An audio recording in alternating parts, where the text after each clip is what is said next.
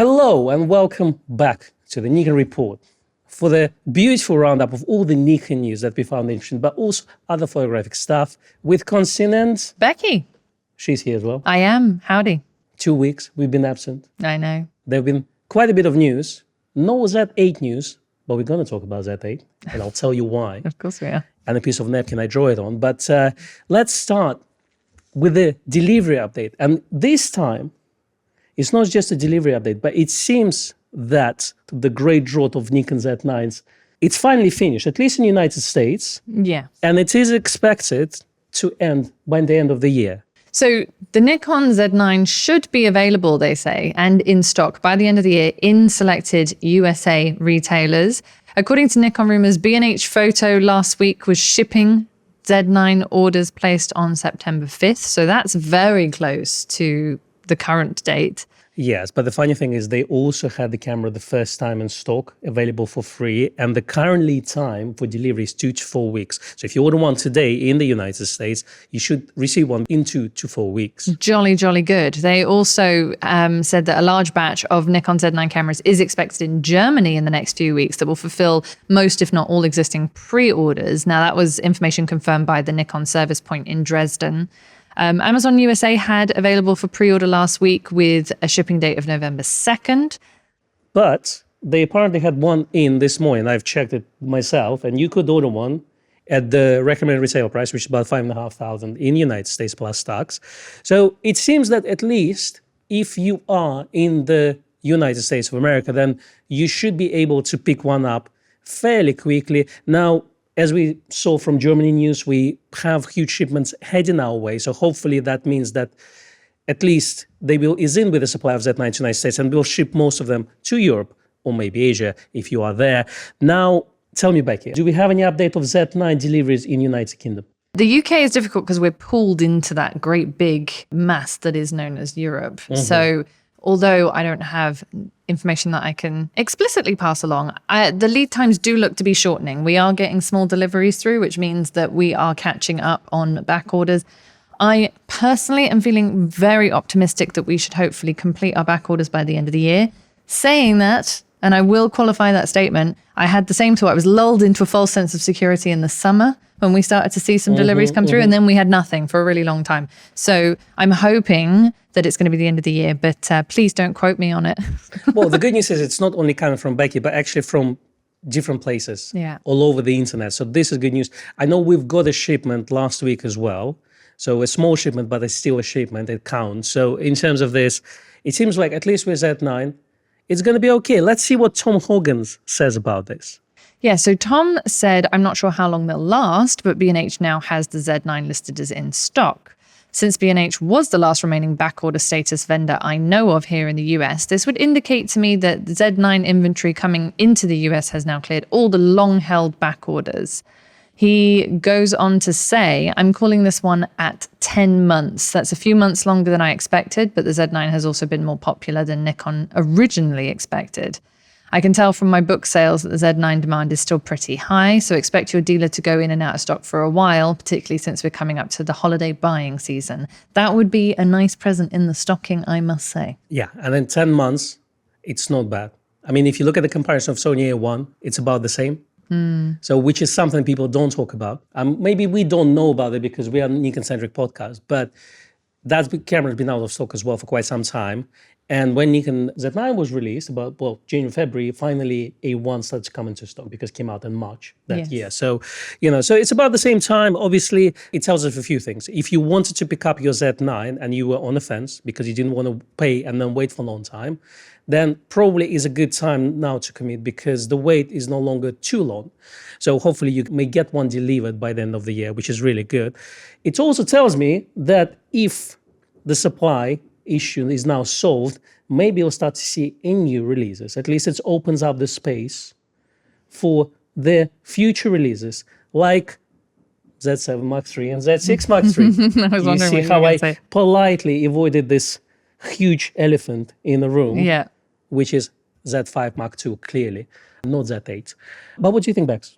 I think that originally it's never stopped Nikon to have things on back order and then release a new product. True. But the Z9 has been kind of something else, a bit of an anomaly in terms of the amount of demand, the sheer amount of, I'd say, anxiety around this launch. It's interesting because Tom Hogan says 10 months. In the US, when the D850 came out, it was a full 9 months. It was actually slightly longer, but at least 9 months from when they announced it to when you could go and buy some, you could buy it in the shop. I mean, it's normal. It takes about 9 months for the camera to get born, so it's okay. Right. So it's not actually that dissimilar to the D850 scenario in the USA, except we've got the flip side where now we're the ones suffering and the US are the ones that have had stock, generally speaking, or more generous allocations. But I think that also the way that people use the internet as a kind of conveyor belt for their general disgruntlement has increased so much in the 5 years since the D850 came out. It's actually a free therapy. You can just unleash your rage into the internet void and then feel better after I don't know that there's much healing that goes on in that process, but definitely it's like the internet is now a giant megaphone for everybody to complain. So although we might not have realized it, this has happened on several occasions before. And when the D850 came out, we didn't see any major releases of any type for that duration. That's true, Becky, but it's just not sexy when you say it's happened before and you're just not looking at it. Yeah. Everything has to be to another level of extreme, if you see what I mean. So in terms of this, if you look at Z9, it never happened before. The delay of the camera never happened before. Forget D850 didn't exist, So that's as simple as it is. Right. I'm sorry. I stand corrected.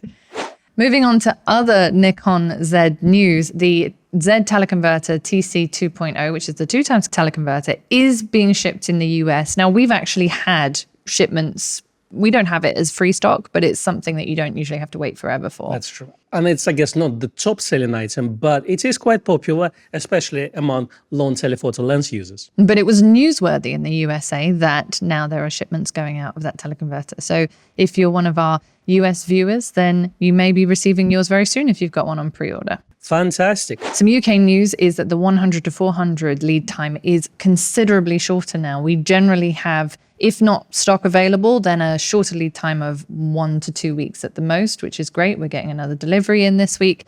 And it used to be a month. And it used to be at least a month for those. So that's good news for anyone waiting on that one. 24-120s are still in very low stock, but we are hoping to see more of those before the month is over.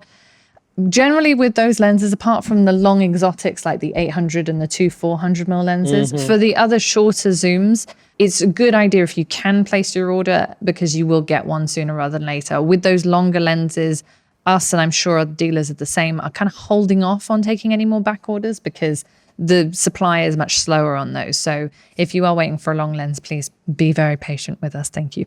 Fantastic. Let's move on to another very interesting news. The news is that Nikon USA published the drawings or silhouettes of the upcoming lenses that are on the Nikon Z lineup, and the internet detectives started to investigate. And according to Nikon rumors, the first one of the 35mm, the next 35mm S line will be 1.2. Ooh. Apparently you can kind of guess from the size and shape of the lens drawing that it's going to look something like this that you've put there on the mock-up.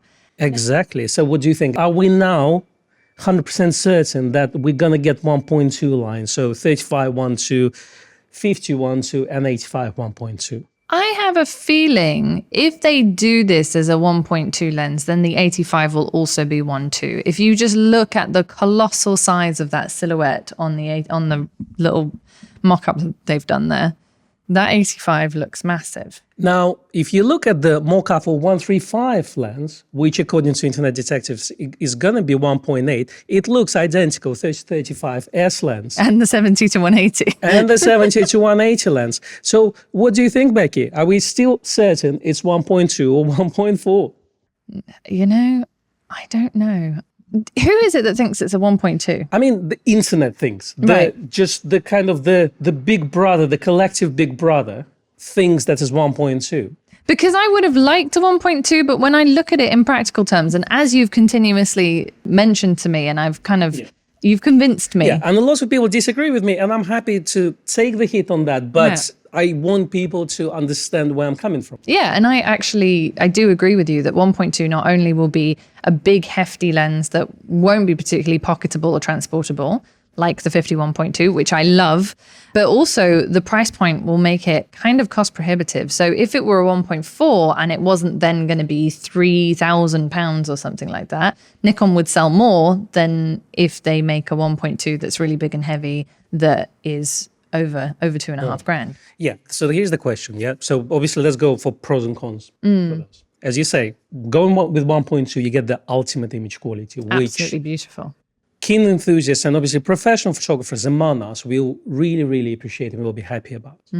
Another that people say against 1.4 is that there's not much difference between 1.8 and 1.4 versions. I disagree because we did have 1.8 lines and 1.4 lines in the past. I don't see why not we should have it here. Yes, also with the Zs, we've never had a 1.4. So who knows whether the 1.4s are going to be that much similar to the 1.8s. Surely in this new remarkable Z glass world, the 1.8s are great, so the 1.4s are going to be spectacular. I heard the Z mount is so huge it swallows the Earth and the universe. That would be correct. So that's number one. And then obviously 1.2 lens is great for PR, from PR point of view, because if you say you want to go for ultimate image quality, you're going to go with Nikon and you're going to pay premium for that. I understand this as well. Now, what goes against 1.2 is the size, the weight, and the price. For me, 1.8 series is not an answer. Why just you can stick to 1.8 version? I don't agree with that. Yeah. For me, currently, I would choose 51.4 Sigma Art over 51.8S. And while Z lens is fantastic, I still feel like that Art lens gives me that extra one stop. So that's number one. And number two, obviously, yes, if you're looking at the prices, if 50 is £2,300, I expect 85 to be more expensive.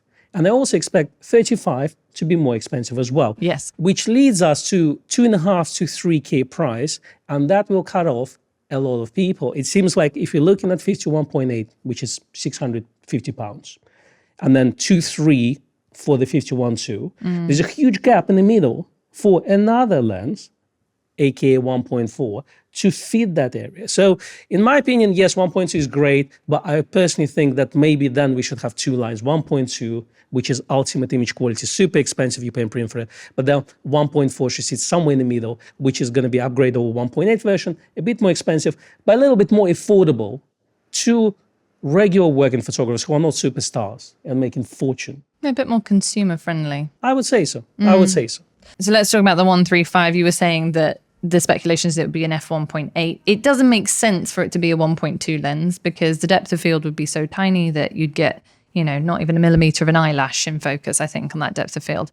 I mean, you're looking at, 3-4 kilos in size? And, yeah. I was thinking of technologically for the picture, it would be quite difficult. But yes, also the size and weight would be massive. For a 1.2, 135 would be looking at something that's on the order of the 58 0.95. I mean, yeah, exactly. That's what I'm thinking. If 58 is 0.95 is that big, then 135 is generally bigger lens, different design. Yeah. And 1.2, while it's not 0.95, it's still going to make the lens quite huge. So one makes more sense. I mean, for example, we have a Sigma Art 135-18, which is already a chunky lens. Very big. So we assume that Nikon one would be around the same size and weight, and obviously not the shape of a silhouette that Nikon published. No. Let us know what you think about these various different apertures. We'd be very interested to know what you think they're going to do, what you would be interested in adding to your collection. Now, let's have a look at the silhouettes of the upcoming lenses as well. So we've got 12-28, which looks small and compact. Looks like a 12-28. Yeah. Maybe the size of 10-24 DX full frame lens. Yeah, possibly even smaller, actually. Exactly. And it's got power zoom as well. So probably you'll have a little switch that you move forward to zoom in and backward to zoom out. So we hope not. Then you have 24mm DX lens, which looks a little bit smaller than 28 pancake, but then 26 pancake looks even smaller. Looks like an actual pancake. Exactly. And it's still a mystery lens to me. I mean, looking at the size of it, I personally think it looks like 5.6 or f8 to me. Yeah, it's very, very tiny. Maybe an f4. But either way, it's a little lens that's designed to go on your camera and basically not add any size or weight to it whatsoever. The next one up we have is the 200 to 600, which kind of looks how we would expect it to, probably based off a 200 to 500 size and weight. And then we have a 600mm S line, which again, obviously not true to size because it's tiny on the little silhouette. But in terms of just the general shape and proportions, if we imagine that that front element is similar to the 400 2.8, it's going to be a 600 f4, isn't it? That's true. That's the logic. So you missed the 70 to 180 lens. I assume it's the Tamron 2.8 lens, unless it's a macro zoom replacement. What do you think? Which one is it, Becky? I think it's the one that's going to go with the 28-75 and the 17 to 28. So it'll be a 2.8 non-S-line lens, which will probably be hitting around the, let's say, 1,200, 1,400 pound price mark instead of the 2,500 that the 70 to 200 S-line is. These lenses seem to be a kind of cheaper alternative for people that want the 2.8 aperture, don't mind compromising a little bit on the quality in the corners, but want something a bit more affordable than the 2.8 counterparts. You know, Becky, I just had an idea, and I think I will be really disappointed if Nikon releases 1.4 prime lenses along the 1.2 versions, but those are Tamron lenses in a Nikon shape. I'm going to scream. I'm going to release a video saying why I switched to Zenith from Nikon. I hope that's not going to happen, but fingers crossed it's not going to happen, literally. Another thing I want to talk to you about is obviously there's a drawing of Nikon Z8 that came out. It was drawn by me on my website. It was published on my website. It came out on the same day as Nikon released their silhouette. So what do you think, Becky? So for me, it looks like a Z9 without the grip. It looks that it's going to be 60 megapixel plus. It's going to have a nice Z8 on the bottom right of the corner. So what do you think about? Tell me, Becky. I think the mount looks like a too small a mount to be a Z lineup camera. Well, it's a silhouette, so it's a it's a TBC, what they call it, subject to change. It's not. It's great. I look forward to seeing that appear on Nikon Rumors next week. Yeah. Well, that's how we earn our keep, by providing the news you haven't heard before. Okay, well, let's move on to some weird news. So Nikon Japan apparently removed DX and FX abbreviation from their website and replaced them with full frame and APS-C. What do you think, Becky? Is that something that's going to happen to all Nikon websites or all over the place? Obviously, this is currently happening to the DSLR range, not the Z lineup. I think that APS-C is a known terminology in the camera world, generally speaking. So I can kind of understand why they would do that, just so that when people are searching for Nikon products, they can clearly understand the difference. A lot of people don't understand the difference between DX and FX when they're just starting out. Saying that, there are so many brands are entitled to their own abbreviations. Yeah, I'm just thinking about the autofocus lenses with built-in autofocus motor. Nikon calls them AFS, Sigma calls them UHSM or something, and then Canon calls it something else, Tamron calls it something else. I know. And when we look at some of those lens abbreviations for non-Nikon lenses, trying to understand what all of those abbreviations mean, there's no universal language when it comes to photography, which there should be really to make it accessible to all. But the fact that they've gone full frame and APS-C is a start, I suppose. Absolutely. Not saying I advocate it, but it's interesting to see that they've done that for their DSLRs, and maybe it will move on to the mirrorless cameras in the future. You never know. The next one up, we have Nikon products receive a Good Design Award 2022. Just good. Just good. Not outstanding. It seems so weird. It's like, yeah, it's good design, isn't it? Good, isn't it? Thumbs up from me. And then when you get the first winning spot for that, like Z9 won the Good Design Best 100 winning product. I mean, it's like the good. It's not the best, but it's good number one. It's good. It's the top of the good ones. Yeah. So Nikon are proud to announce that their products are recipients of the Good Design Award 2022, sponsored by Japan Institute of Design Promotion. The Z9 won Best 100 winning product.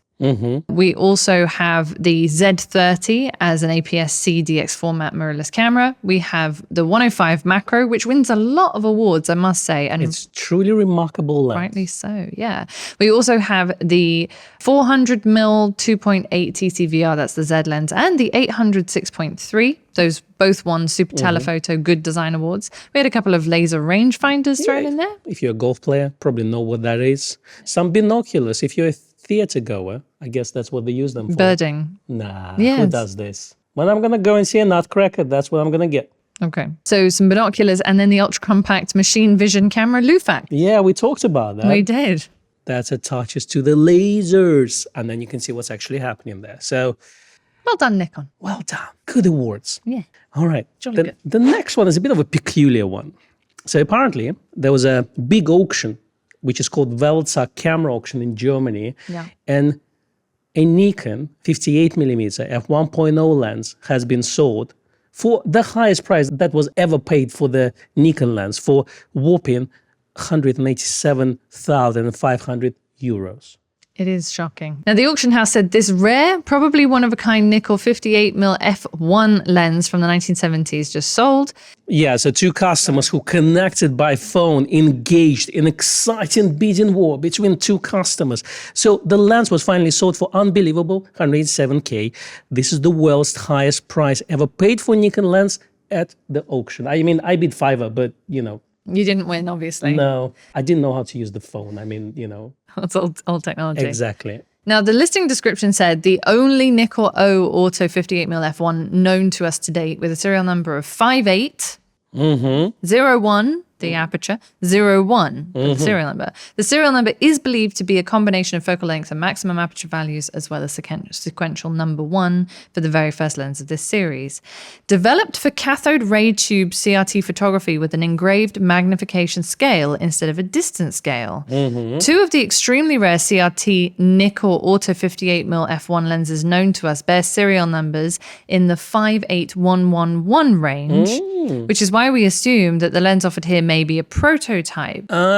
Now, we have more to add to that, but just for those wondering, the original blue rear cap was the original cap. It was typical for experimental Nikon lenses, and also included an adapter for the Leica L mount for focusing to infinity. Now, we did a bit of investigative reporting. Yeah, we've opened a book that has all the Nikon lenses.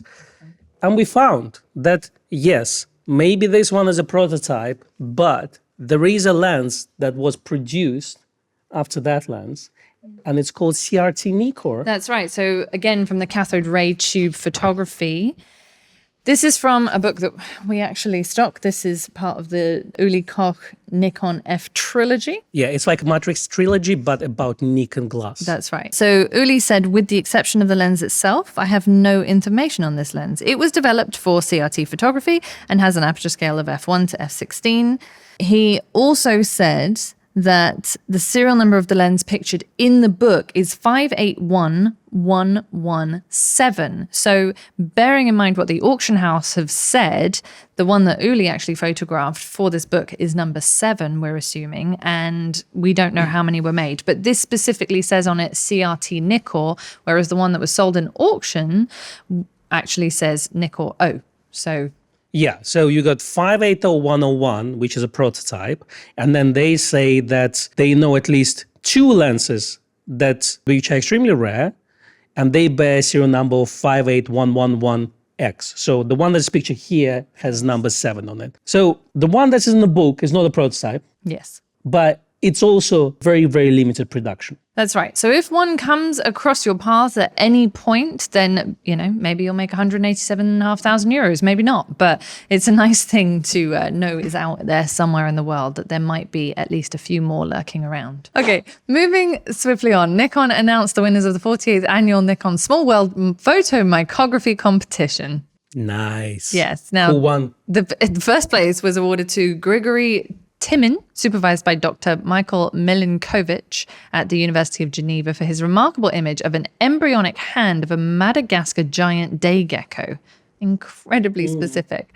Well, I will say that this embryonic hand is 3 millimeters in size. So when we're talking photomicrography, we're talking really, really small. The embryonic hand is about 3 millimeters in length, which is a huge sample for high-resolution microscopy, said Timin. The scan consists of 300 tiles, each containing about 250 optical sections, resulting in more than 2 days of acquisition and approximately 200 gig of data. 200 gig of data for a massive magnification of a tiny, tiny gecko hand. That's incredible. I mean, the only gecko I know is from the Geico commercials. You know that one? Second place was awarded to Dr. Caleb Dawson, and third place was captured by Satu Pavansalo. Very impressive results. Please do go and have a look at the link in the description box, because not only do we have those 3 top tier winners, but they also recognized another 89 photos out of thousands of entries from scientists and artists across the globe, and it is well worth having a look at. Yeah, I think when you're talking prestige type of photography and sponsorship, I think that's it. Yeah. All right, the next one up is a bit of Corp news. So Nikon announced merger of Tochigi, Nikon, and TNI Industry. So basically, they're merging on January 2023, and Tochigi Nikon will be the surviving company. So effectively, they merge two, and they keep the name of one. Through the merger, Nikon hopes to improve the efficiency of management and operation, activate the rotation of personnel, encourage employees to improve their skills, improve productivity of optical units and optical parts. Fantastic stuff. So if you want to read more about this merger, head to Nikon Japan website. Yes, now we can also explain why Nikon is acquiring SLM Solutions, which is a new story we covered a couple of weeks ago, I think. So for some of you, it's a big 3D printing manufacturer, so Nikon wants to become a big player there. So while we don't know much about this article that we highlight in this report explains quite a bit of it. So if you want to see what Nikon wants to do with it, this is definitely an article to read. For sure. Now moving on to some third-party news, Cosina have announced a new Voigtlander Macro APO 65mm f2 spherical lens for the Nikon Z mount. This is another one of their macro Z mount lenses. We just received stock of the 35mm f2, which is a DX or APS-C macro lens. And hopefully it will be with us before the end of November by the sounds of things. All right, well, let's go through specs a little bit. So first of all, it's been designed under the license agreement with Nikon. So you get all the good things like EXIF data, in-body stabilization, you've got all the electronic pass-throughs, etc., etc. So effectively that means the lens is cheap. So that's a good news thing. Obviously, this lens is based on old Sony version of this lens that's already been out. So let's go through specs. We've got obviously full frame lens, all metal body, etc., etc. So we've got 10 elements in 8 groups. The close focusing distance is 31 centimeter, and the magnification is 1 to 2, which is very interesting. 10 blade diaphragm for beautiful bokeh. What do you think, Becky? Is that something that you would consider over 50 mil or over 105 mil yourself? I think that obviously the results will speak for themselves. The beautiful thing about the Voigtlander Z lenses is their overall build quality and their handling. If you're happy to manual focus with your lenses, then highly recommend having a look at these. The 105Z lens is a league of its own in terms of macro, but the 50 2.8, I'd be interested to do a comparison between those for sure. And I definitely will as soon as I get the opportunity. As I said, the shipping will start in November, and the price is going to be £849 in the UK. Apparently, the price info is not available on the news websites, but now you know. Speaking of Voigtlander lenses, you know we enjoy using them, and Grace Westminster channel became a destination on YouTube, at least, for the Voigtlander reviews, especially on Nikon cameras. So do head out to YouTube. Is that why you're watching it? So just go there. We have a playlist for you with all the Voigtlander reviews as well. And the recent one we did was 40mm. That's right. We did the 40mm f2, which is the F-mount lens. We've reviewed that on Zeds, funnily enough, and pit it against the Nikon 3514. Yes. Because why not? To find out who won, do check this video out. All right, the next one up, we got company Astra Hori, which is Chinese manufacturer, and apparently their previous name was Rockstar. They are releasing 2 new lenses for Nikon Z mount. The first one up, according to Nikon rumors and the teaser that Astra Hori published, is going to be a very long telephoto lens. According to a teaser published by Astra Hori on their website, the length is going to be quite long, physically, and it's going to be 385 millimeter in length, which tells me it could be a long telephoto lens. You never know. It's going to be manual focus lens, which is not a surprise for Chinese manufacturers. But what do you think, Becky? Are we going to get something like 400 mil? I mean, normally from Chinese manufacturers, we see lenses, I would say, up to 135 or so. Yeah. We've never seen a very long exotic lenses from Chinese manufacturers. So this one is going to be probably a first one. I think it would be interesting to see a 200 or 300 because those are not on the roadmap. I don't know how much demand there is for those, but it would be very interesting to see them available in the lineup. Also, the fact that it's manual focus makes me think it couldn't really be too much longer than that because that would be difficult. Yeah. Is there demand for very long telephoto lenses with manual focus? I don't think so. I mean, we have Nikon AI glass, like 300, 400 mil. And they're not exactly the most popular lenses. They do sell eventually. They do, and there are certain use cases in which manual focus lenses are perfectly adequate. In fact, the old 500 f4 AIP, do you remember that one? Yeah. That was an incredibly popular lens because it's super duper sharp, but it weighed a ton and you could use it for certain situations. It was also a kind of go-to lens in its day for sports and wildlife, but now we have autofocus lenses to cover that. But it's been really, really popular even in modern day because there are situations where you can use manual focus for those long lenses. I agree, Becky. Yeah, the second lens that's been rumored is the H5 1.8 lens, which is already available for Sony E-mount. And that one apparently will have autofocus, which is really nice. I also think that we may see a 40mm f5.6, which was recently released for GFX format. And it's a full frame lens attached to a medium format body. So I assume that they will release that one soon as well. Very exciting. Next up, the Meike MK EFT-Z-B autofocus lens adapter, which we talked about a few weeks ago, which is a Canon EF lens to Nikon Z camera adapter, is now available to order, priced at $159. So if you've got some Canon lenses lurking around in your cupboards, then you can buy this adapter and then you can use them on your Nikon Z. Finally switched to Nikon. You're welcome, by the way, to the family. All right, so let's talk about lens hoods for beautiful 28 and 40mm pancake lenses that Nikon released. I know that they don't get much love, and when we review the other lenses like 50s and a bunch of Voigtlanders, people say, well, what about 40? What about this Nikon 28 lens? They are there. And there's a beautifully aluminum engineered lens hood, which is quite compact, was designed for it in Japan. It's designed by the company which is called UN Co. Limited. I assume it's as good as other generic third-party manufacturer.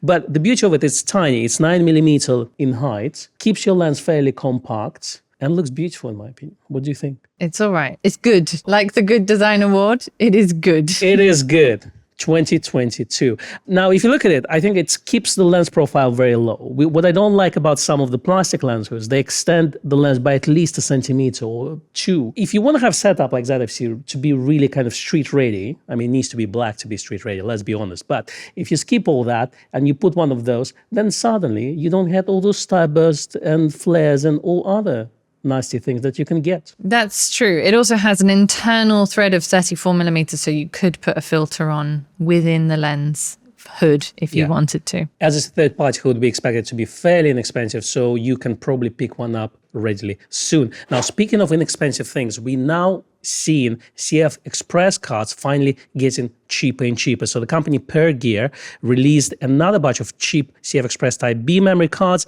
Now, the writing speeds on those cards are not great. It's only 80 megabytes per second write and 300 megabytes per second read, which is not great for, let's say, 4K and 8K recording. But if you're on a tight budget and you just shoot stills, you can pick up one of those Per Gear Lite cards in 64 gig for $65 and in 128 gig for $99, which is really good. I'm really glad there's a lot of companies now releasing a lot of CF Express Type B cards, which pushes the prices down just because they have to compete for you, the buyer.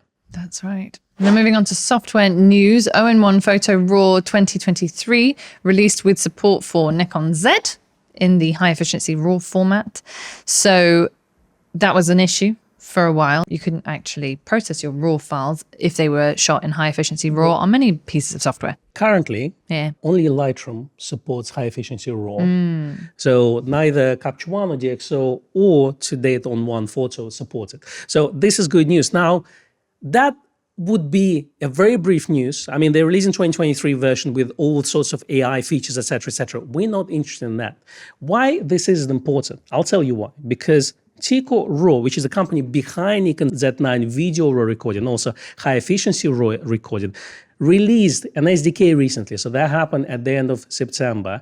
And what I think have happened, that company like ON1 implemented it based on this SDK. What is SDK? Software development kit. So what's going to happen in the future, I assume that now Capture One and DxO will release their updates soon with Z9 high efficiency support. Stay tuned.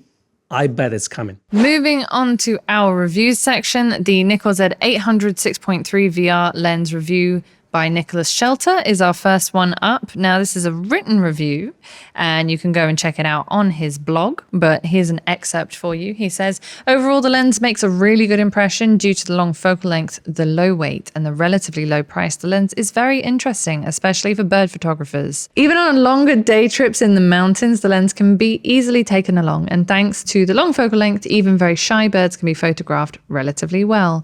For me personally, however, it would not be or is not the first choice as a lens. 800mm is extremely advantageous for some situations, but in many cases also too much. I found you and I going off to do bird sanctuary stuff wasn't long enough. But I think for probably a lot of uses where you are doing sort of more walkabout stuff in the field, it's going to be too long. And for pros who actually know what they're doing and not showing up with a massive lens, then probably they know exactly which lens to choose. Yeah. The reason why I included this lens in that review section is because he said it's not the lens for him. And why is it important? Because you go on the internet and all the reviews are just extremely positive and say, oh yeah, this is the best thing since sliced bread, etc., etc. Now, the important thing when you're choosing the lens, don't just base your opinion on the reviews that you saw. Go and try the lens. If you can hire the lens, especially for the lenses like this, those are expensive things.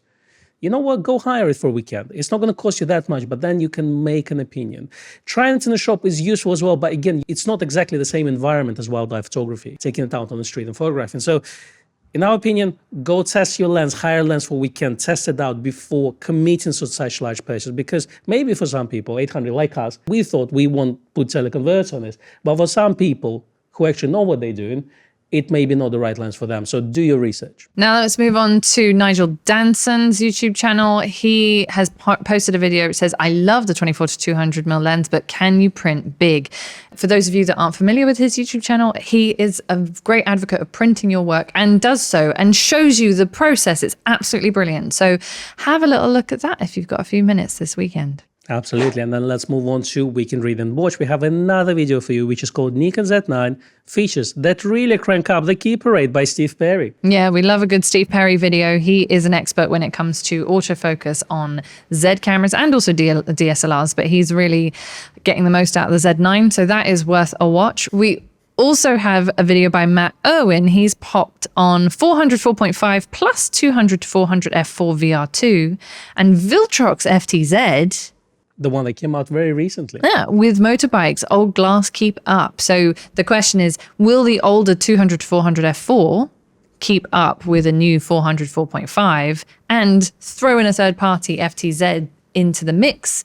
What do you get? You get some motorbikes. Exactly. So buckle up, enjoy him on a ride. The ride of your life. Because it's a motorcycle video. See what I did there? So silly. All right. So, well, that's a wrap. Thanks for joining us today. Yes. Thank you very much for watching and or listening. Please give us a like and a subscribe on YouTube. We want more subscribers, please, and likes. Thank you.